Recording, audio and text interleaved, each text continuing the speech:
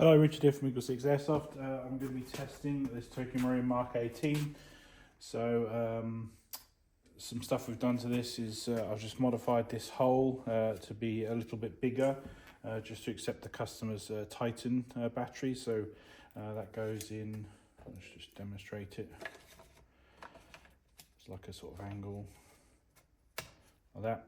So, and that's as low as it goes without obviously taking apart this stock here and shortening it, but that gives you obviously the room to then put that one over there if you want to use that. I'm not a huge fan of lithium ion batteries, but like I say, if you're getting on fine with the performance of that, we're going to be testing on a LiPo battery because I like to standardise the testing, so we know where we stand when we've got a 7.4 LiPo, and if obviously the customer gets a different experience, then we know that's because it was different batteries.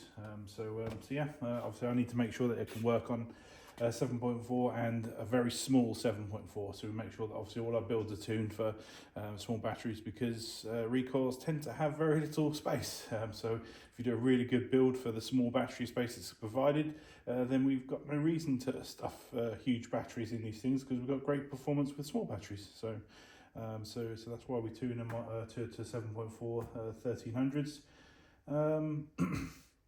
So inside we've got FPS bushings and the Prometheus 20:1 gears. We've combined that because their 20:1 ratio is slightly faster motor, which is the 35K brushless from Solink, the light version. There was a missing hop unit spring. We've replaced that for you. We've got I've converted the back here over to Dean's. If you want this battery converting as well, I'm going to assume so. Just let me know. Just worth just confirming that. Just let me know.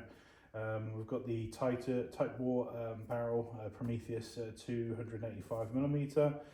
We've combined that with the new 4 quantum 4AD hot rubbers, the bright orange ones. I do like that colour. I like orange. So yeah, we got on fine with testing. It's got quite a narrow lifting area, so obviously it's quite compatible with barrels that have sort of narrower windows.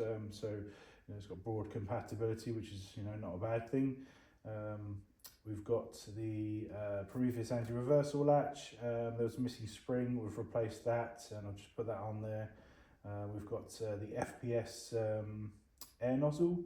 We've got the FPS piston head, FPS cylinder head, FPS cylinder, and an EagleSix M95 spring. And that puts us to about 275 FPS on 0.32s. So that's up there. FPS is like we can't get any more on that, if you know what I mean. That's a couple of 3 off the limit, because I just tested it just now. So this has been resting for a few days. So I'm just going to test it on single shots.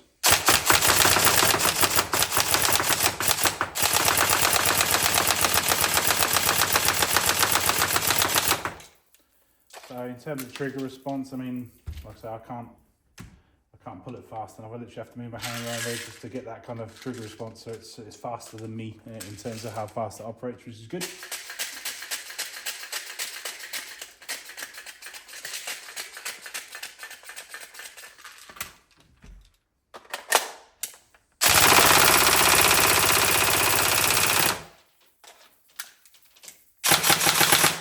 So as you can see, it's a really good rate of fire. So we don't want to go any faster than that.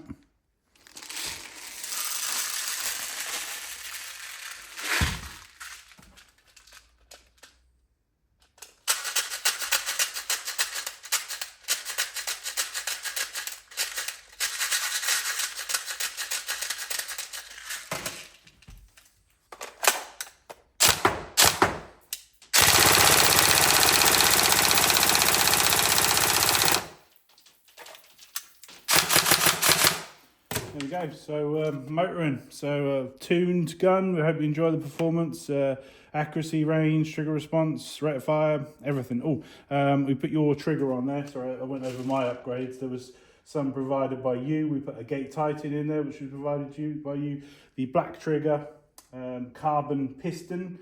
and the Prometheus gold bars that were already in there. So we just try to make note of anything that's already inside the gun for your records, but also so we don't accidentally invoice you twice. So, but yeah, cool. I hope you enjoy. Thank you.